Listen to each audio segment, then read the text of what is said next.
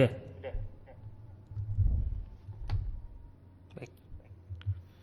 Bismillahirrahmanirrahim. Assalamualaikum warahmatullahi wabarakatuh. Alhamdulillahirabbil alamin wa bihi nasta'in ala umuri dunya waddin. Wassalatu wassalamu ala asyrafil anbiya'i wal mursalin sayyidina Muhammadin wa ala alihi wa ashabihi ajma'in. Rabbi syrah li sadri wa yassir li amri wahlul 'uqdatam min lisani yafqahu qawli, amma ba'd.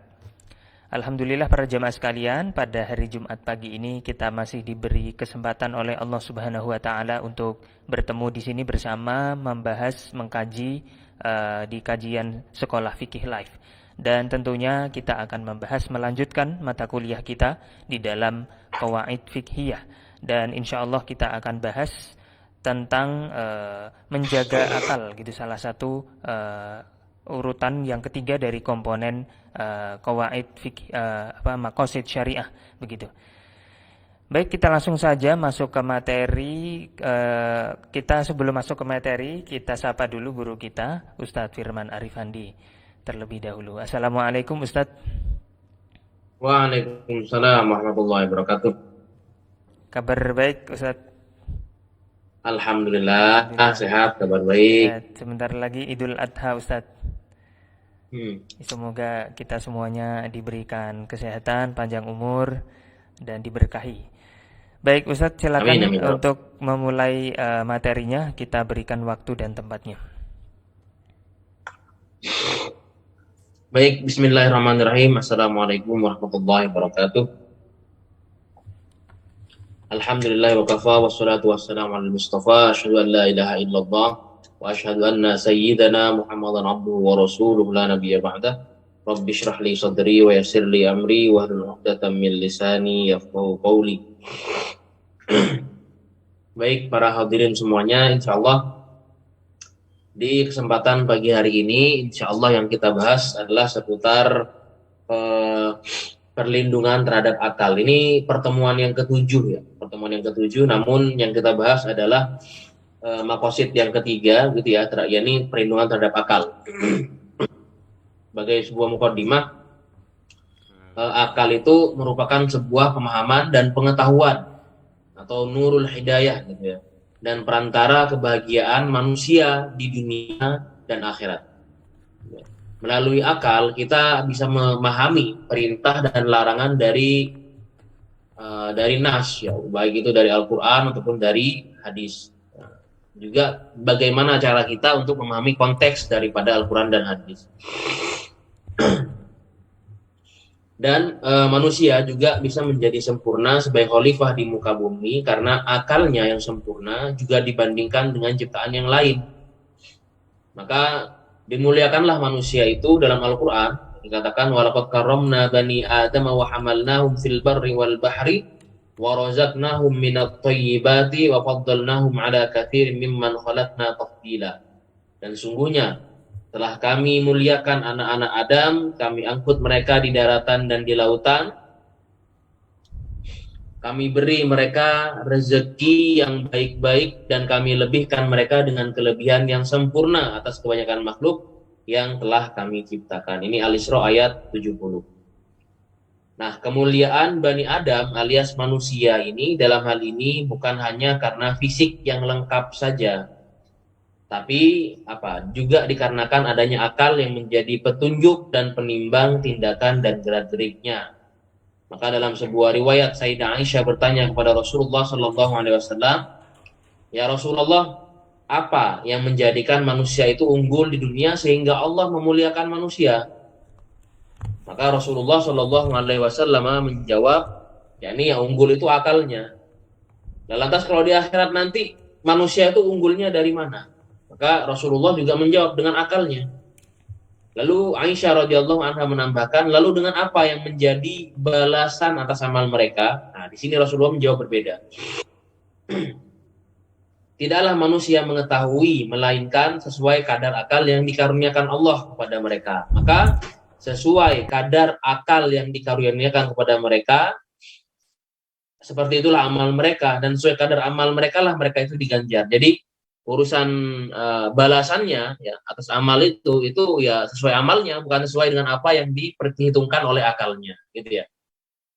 Maka hikmahnya adalah bahwa akal itu menjadi tolak ukur tindak tanduk manusia yang kemudian hasil dari tindakan itulah yang menjadi landasan untuk balasan amal di akhirat, gitu ya.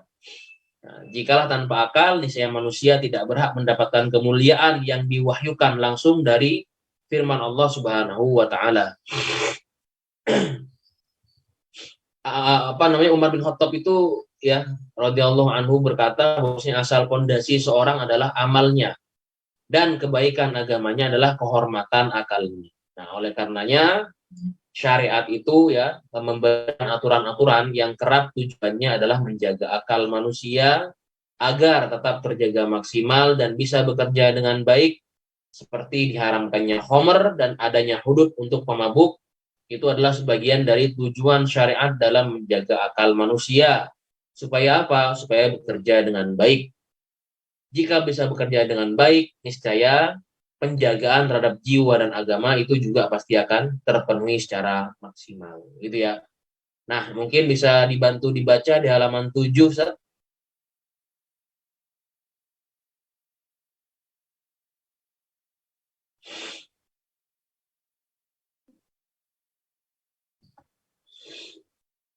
Iya, halaman 7.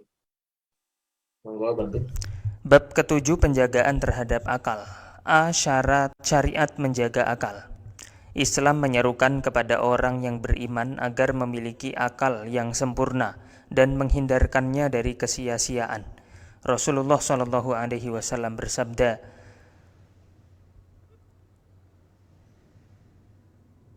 "La takunu imma'atan taquluna in ahsanan nasa ahsanna wa in dzalamu dzalamna walakin wattinu anfusakum in ahsanan nas an tuhsinu wa in asa'u fala tadzlimu." Artinya, janganlah kalian menjadi bunglon yang berkata, apabila manusia baik maka kamu akan baik, dan bila mereka zalim maka kami pun akan berbuat zalim. Namun tempatkanlah diri kalian pada sikap, bila manusia baik maka kalian akan berbuat kebaikan pula, dan bila mereka buruk maka janganlah kalian ikutan berbuat zalim. Ikut-ikutan atau bertaklid tanpa pertimbangan ilmu dan pengetahuan juga berbahaya bagi mereka yang masih bisa mencari ilmu. Hal ini berkiblat kepada penyia-nyiaan akal yang masih sehat. Maka taklid yang benar adalah taklid yang bersandarkan kepada pendapat yang tepat menurut pertimbangan akal sehat dan sesuai dengan prinsip syariat. Dalam rangka melatih akal agar terus bekerja dengan baik, maka sifat malas belajar dianggap sebagai sebuah hal yang tidak diperkenankan. Belajar disyariatkan bagi setiap muslim untuk menjadikan muslim berakal sehat dan cerdas, sehingga bisa membedakan kebaikan dan kebatilan. Allah menyebutkan indikasi anjuran untuk menuntut ilmu di dalam Al-Quran, Quran Surah Al-Mujadalah ayat ke-11. Ya ayyuhalladzina amanu idza qila lakum tafassahu fil majalisi fafsahu yafsahillahu lakum wa idza qila anshuzu fanshuzu yarfa'illahu alladzina amanu minkum walladzina utul ilma darajat wallahu bima ta'maluna khabir. Artinya, hai orang-orang yang beriman, apabila dikatakan kepadamu berlapang-lapanglah dalam majelis, maka lapangkanlah.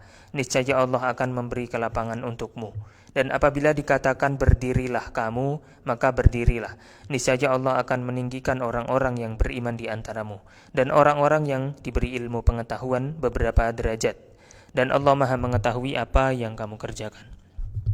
Kutipan ayat tersebut menerangkan bahwa betapa Allah akan mengangkat derajat mereka yang menuntut ilmu beberapa kali lebih tinggi daripada yang tidak menuntut ilmu.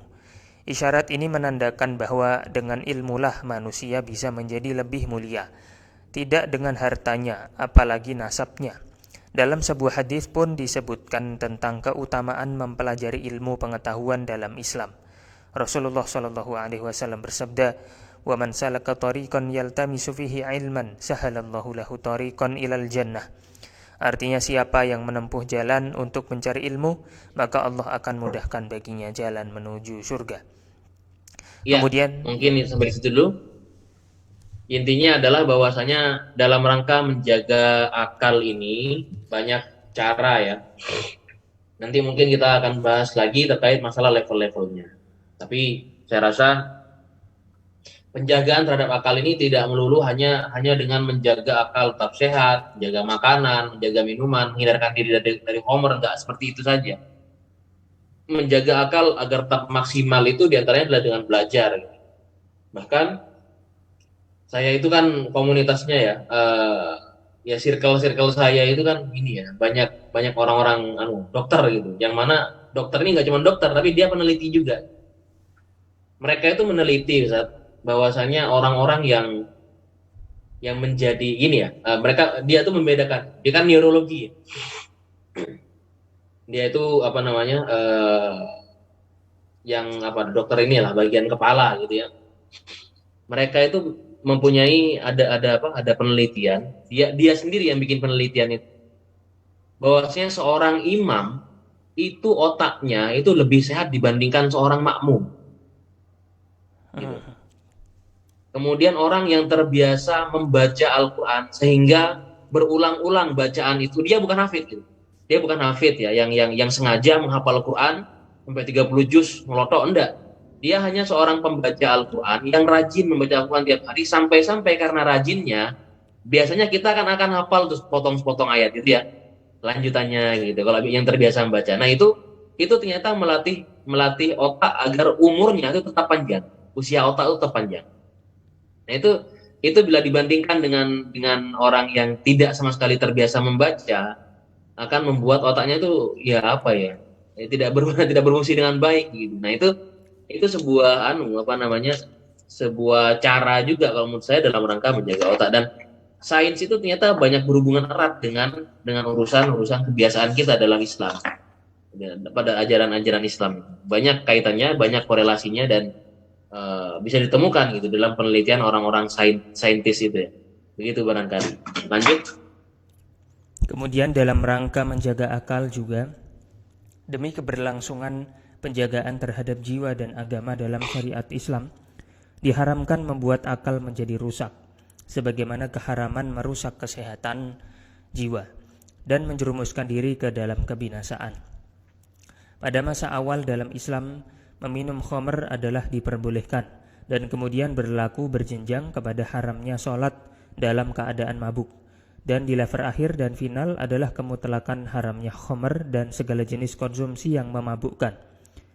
Sufyan Ats-Tsauri menjelaskan bahwa batasan mabuk adalah cacatnya akal, hilangnya logika, meracunya omongan. Apabila seorang diminta membaca, maka bacaannya akan campur aduk, dan dia akan berbicara dengan ucapan yang tidak bisa dimengerti. Selain Al-Quran, ada sejumlah hadis yang spesifik berbicara tentang keharaman khamr. Di antaranya adalah kullu muskirin khamrun wa kullu khamrin haram. Setiap hal yang memabukkan adalah khamr, dan setiap khamr adalah haram. Ma askaro kathiruhu faqaliluhu haram. Sesuatu yang banyaknya memabukkan, maka sedikitnya pun juga haram. Al-khamru ummul khaba'ith. Khamr adalah induk segala segala yang buruk. Ijtanibul khamra fa innaha miftahu kulli syarr. Jauhilah khamr karena sesungguhnya ia adalah kunci setiap hal yang jahat. Pengharaman khamr adalah sesuatu yang final dan tidak bisa diganggu gugat. Apapun campurannya dan sebanyak apapun kualitasnya tetaplah dihukumi haram pada prinsipnya. Buktinya, tindakan para sahabat setelah turunnya ayat pengharaman khamr secara mutlak. Mereka membuangnya dan mengalirkannya ke tanah. Ya, kita kalau melihat kepada konteks kekinian ya, saya melihat kepada fatwanya MUI itu tentang produksi khamr ya, produksi alkohol. Apabila etanolnya itu dibuat dari sesuatu yang bukan khamr, tapi melalui produksi produksi khamr, ya, maka itu bisa diharamkan juga. Misalnya begini, Ustaz. Misalkan ya kan dari sumber sari tebu lah katakanlah etanolnya ya kan. Tapi diproses pada mesin pencetak homer, mesin pencetak bir misalnya. Maka sekalipun bahannya itu kalau dari pandangan LP POM ya, dari pandangan LP POM, dari pandangan MUI gitu. Karena saya di LPH, saya di Lembaga Penjamin Halal. Itu masuk dalam kategori haram. Sekalipun etanolnya itu dari sari tebu, dari sumber tebu, etanolnya tebu gitu ya. Nah, jadi seandainya ada minuman misalkan bir bintang katakanlah ya, atau apapun lah merek apa namanya, merek minuman memabukkan itu, mereka mengeluarkan minuman 0% alkohol ya. Mereka membuat 0% alkohol dengan kadar alkohol etanolnya itu etanol yang tidak memabukkan ya, katakan dari sari tebu tadi, tapi diproses melalui alat-alatnya itu, melalui proses homer ya. Maka itu ikut menjadi homer. Dia ikut menjadi apa namanya?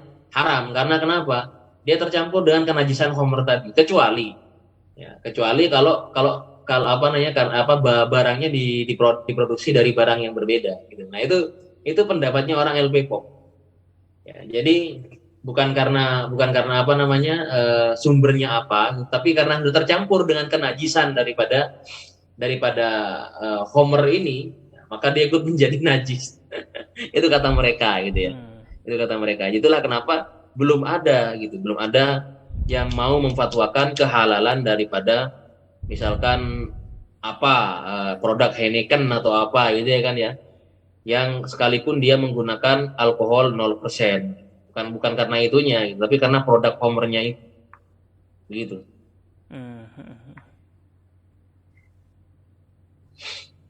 Oke, bisa dilanjut ke A1.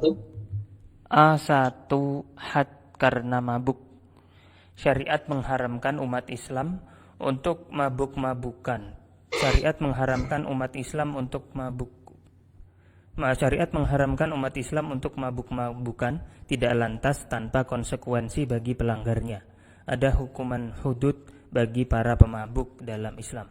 Sebagaimana Sufyan Ats-Tsauri, Ibnul Munzir mengungkapkan bahwa tentang ciri-ciri orang mabuk itu adalah apabila bacaannya sudah bercampur aduk sesuai dengan firman Allah, sehingga engkau mengerti apa yang engkau ucapkan. Bahkan Imam Abu Yusuf mengatakan, jika ingin menguji seseorang itu mabuk atau tidak, uji dia dengan hafalan surat Al-Kafirun. Para ulama sepakat, seorang muslim yang mabuk dengan semua ciri-ciri di atas akan terkena had untuk menghadirkan efek jera, serta efek takut bagi yang belum melakukannya. Adapun hadnya adalah 80 kali cambukan. Ya, itu terkait had ya, hudud terhadap orang yang mabuk gitu ya. Mabuknya itu entah karena makanan, entah karena minuman, entah karena hisapan, entah karena suntikan gitu ya. Suntikan dalam hal ini ya orang-orang yang pakai narkoba itu ya. Itu masuk dalam kategori itu ya. Kena had, kena hudud 80 kali cambukan atau yang setara dengannya. Maka yang unik itu adalah Abu Yusuf gitu. Abu Yusuf itu dari ulama Hanafiyah mengatakan kalau pengen nguji orang mabuk apa enggak tuh, coba kamu baca Al-Kafirun. Misalkan dia jalannya sempoyongan, tapi ngobrol masih oke. Coba suruh baca Al-Kafirun. Kalau misalkan kebolak-balik itu la a'budu ma ta'budun wa la ana a'budu ma abattum itu. Nah, itu apa namanya? Misalkan kebolak-balik dan atau bertambah lagi gitu. Rollingnya itu, maka itu ini apa namanya, dianggap sebagai orang yang mabuk gitu. Nah, kalau kata Imam Abu Yusuf, tapi dilihat dulu penyebabnya apa. Kalau misalkan dia lagi pusing kok ditanya masalah surah Al-Kafirun, ya lain lagi, bukan karena mabuk, itu karena sakit. Nah, tapi kalau ini jelas, misalkan mulutnya bau minuman misalkan, atau jalannya sempoyongan, diajak ngobrol nggak ini, ya, coba apa ya Al-Kafirun gitu ya, surah Al-Kafirun. Kalau nggak ini, kalau campur aduk apalanya, ya itu orang mabuk itu kata Imam Abu Yusuf. Nah, ini unik ini. Ya, artinya memang akal itu harus dijaga. Akal itu harus standby. Kapanpun mau diuji ya siap ready. Begitu barangkali Ustaz. Baik. Kemudian tentang narkoba Ustaz, dan pengaruhnya terhadap akal dan jiwa. Narkotika dan obat-obatan terlarang adalah jenis bahan yang dikonsumsi dan dapat menghilangkan akal, bahkan lebih parahnya akan membahayakan kesehatan dan nyawa manusia. Setidaknya dengan alasan inilah pemerintah turut melarang peredaran narkoba. Semua bahan-bahan narkoba ini baik bernama morfin, heroin, kokain, dan lain sebagainya bila dikonsumsi seteguk demi seteguk atau dihirup dan dengan berbagai caranya, dia akan masuk ke dalam operasional fungsi otak. Artinya obat-obatan tersebut akan berkumpul, kemudian menghadirkan sifat adiktif atau ketergantungan. Lama-kelamaan fungsi otak perlahan akan rusak dan cacat. Jika cacat tersebut terjadi, tentu semua kendali perangkat dalam badan yang berada di bawah kendali otak akan juga ikutan cacat dan mengalami disfungsi. Seperti fungsi pernapasan, perangkat otot, jantung, pembuluh darah, ginjal, hati, dan lain sebagainya. Artinya jika otak sudah rusak, maka jiwa juga akan rusak. Sebagaimana bisa orang yang akalnya rusak mempunyai kemampuan menjaga nyawa dan agamanya. Inilah rahasia di balik indahnya syariat Islam yang ingin menghadirkan kemaslahatan bagi individu dan masyarakat pada umumnya. Jangan terlena. Sampai situ dulu. Ya. Jadi gini, masing-masing ini punya keterkaitan gitu. Jadi antara menjaga agama, menjaga nyawa, menjaga akal. Orang yang akalnya rusak karena terbiasa mengkonsumsi narkoba, mengkonsumsi miras, mengkonsumsi mabuk-mabukan gitu ya, itu perlahan-lahan fungsi dari tubuhnya itu rusak, terutama hati dan ginjal, ya, terutama hati dan ginjal itu juga akan rusak. Artinya apa? Kalau otaknya rusak, jiwanya rusak, mau ibadah itu nggak akan maksimal. Ya, otak sudah rusak, badan sakit-sakitan, apalagi orang kalau sudah kena gagal ginjal itu ya naudzubillah ya, itu kan harus cuci darah itu. Paling tidak rutin itu 3 bulan sekali gitu. Naudzubillah itu seperti itu. Maka ya otomatis tidak akan maksimal ibadahnya gitu ya. Tidak akan bisa menjaga agama. Maka ya itu, jadi masing-masing itu punya keterkaitan, punya ketergantungan. Maka akal dijaga, iya, jiwa dijaga itu pasti gitu ya. Maka bisa kita dengan maksimal menjaga agama. Itu barangkali. Bisa dilanjutkan ke paragraf selanjutnya. Jangan terlena dengan bisikan para pecandu bahwa dengan sabu-sabu kita bisa meningkatkan kemampuan seksual kita berkali-kali lipat. Karena pada faktanya justru narkoba bisa menyebabkan lemah syahwat dan impotensi. Setidaknya ada sejumlah efek negatif yang bisa timbul akibat pengaruh dari adiksi terhadap narkoba ini, yaitu yang pertama hilang ingatan, penyakit lupa. Kedua, kematian mendadak, kerusakan fungsi otak, merusak gigi, demam mendadak, TBC, menghilangkan sifat malu, mengaburkan penglihatan, fungsi mata, menghilangkan kecerdasan, menyebabkan rasa malas berlebih, sakit perut, ulu hati panas, cepat pusing, kemandulan, mengeringkan sperma, penyebab kriminalitas berkelanjutan. Ya, kalau orang sudah mabuk, keseringan mabuk, itu kan nggak akan sadar itu. Ya. Maka jiwa-jiwa hewaninya itu keluar semua ini. Ya. Entah itu ganas ya untuk membunuh, untuk merampok, memperkosa dan lain sebagainya, itu kan keluar itu. Gitu ya. Itu orang-orang yang jadi identik dengan kriminalitas biasanya. Orang yang suka mabuk, orang yang yang nyandu narkoba itu identik dengan ya, kriminalitas pastinya nantinya, gitu ya. Nah, lari-larinya nanti judi, karena apa? Karena dia pengen dapat cara untuk bisa mendapatkan narkoba, karena adiktifnya itu. Ya. Namanya sudah adiktif ya, pecandu gitu ya. Dia sudah candu dengan barang-barang itu, maka dia harus nggak bisa lepas dari itu. Nah, ini yang mengakibatkan kerusakan-kerusakan yang lainnya nanti, ginjal, fungsi hati, asam lambung dan lain sebagainya itu nggak akan stabil semuanya. Maka cepat sakit, orang-orang seperti ini gampang sakitnya, gitu ya. Seperti itu barangkali. Baik, kemudian berkaitan selanjutnya yaitu narkotika untuk pengobatan. Pada masa jahiliyah sebelum Nabi Muhammad menjadi Rasul, orang-orang terbiasa menjadikan khamr untuk pengobatan dan menghilangkan efek sakit alias painkiller.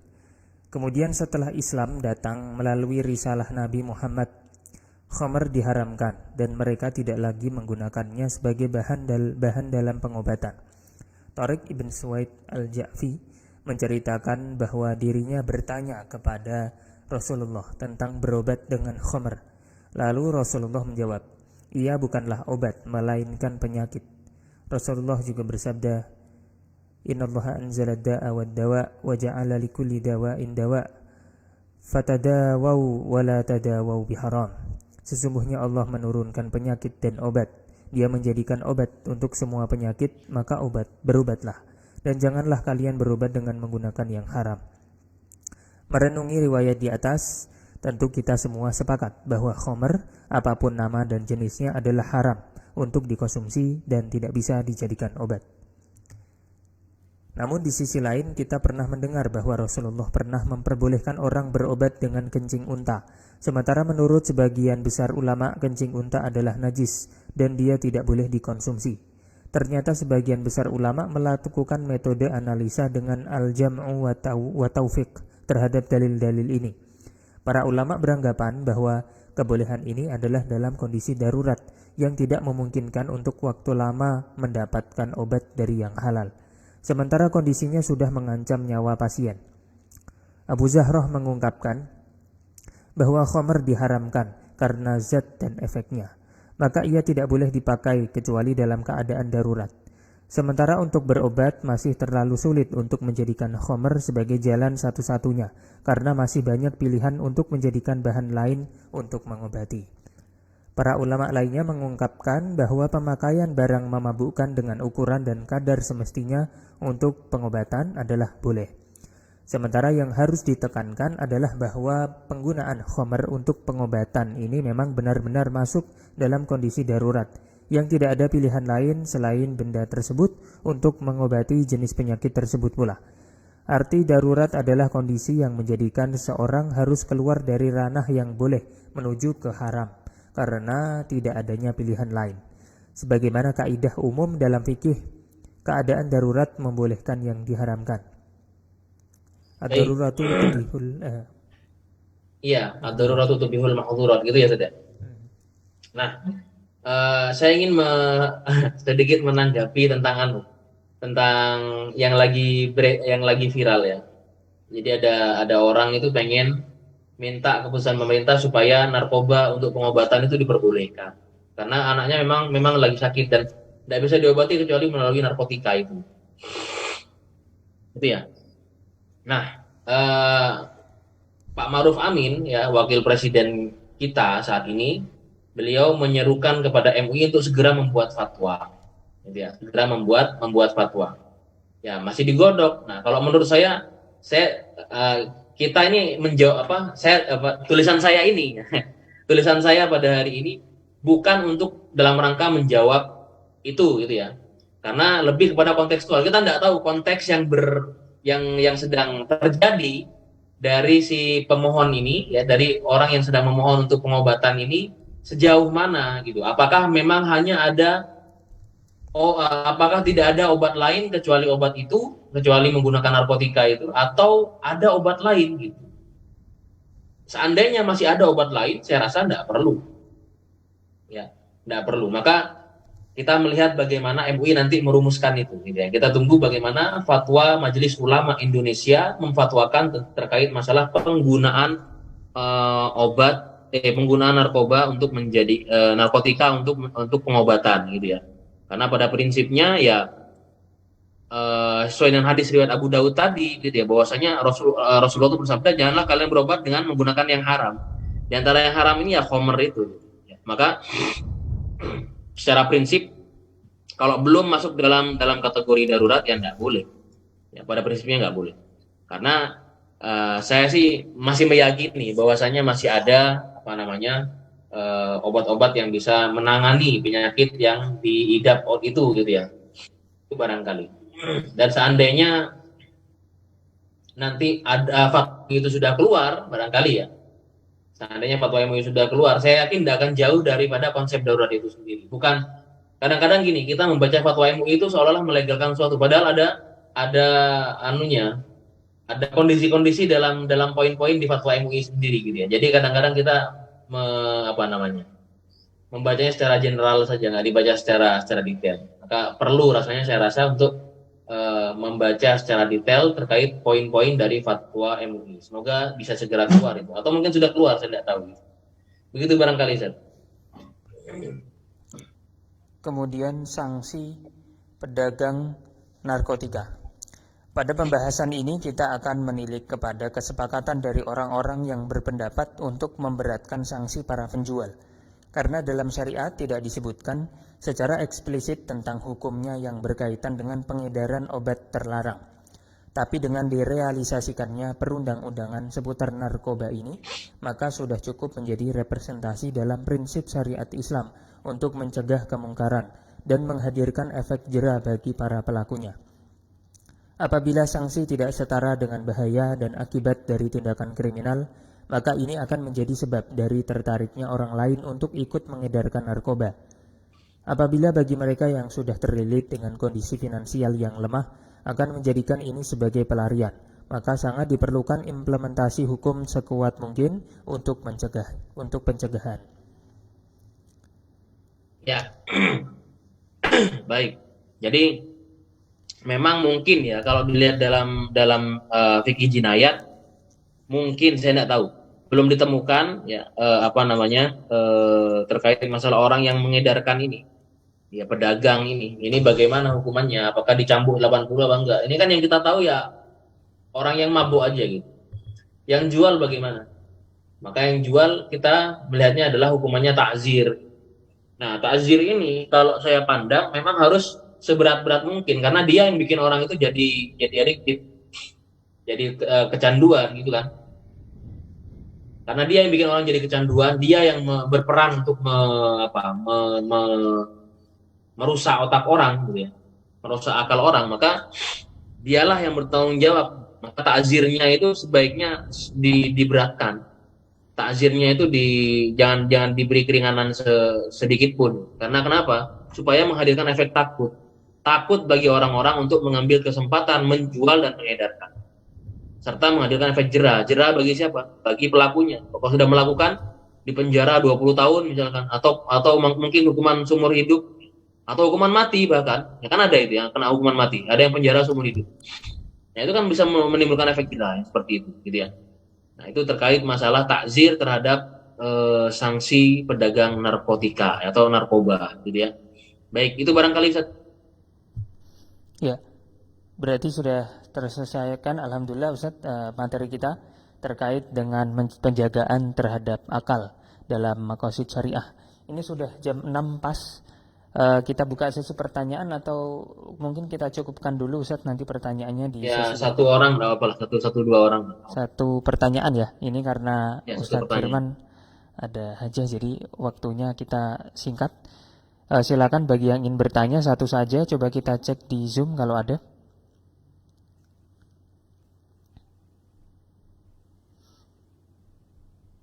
Silakan. Ini saya nggak bisa buka Zoom-nya. Mungkin langsung saja mengaktifkan mikrofon kalau angkat tangan. Nggak ada insyaallah. Nggak ada. Pak Taufik sudah setuju sama saya udah. Ustaz Budi juga udah setuju insyaallah. Ya sudah, kalau gitu kita cukupkan Ustaz. Iya.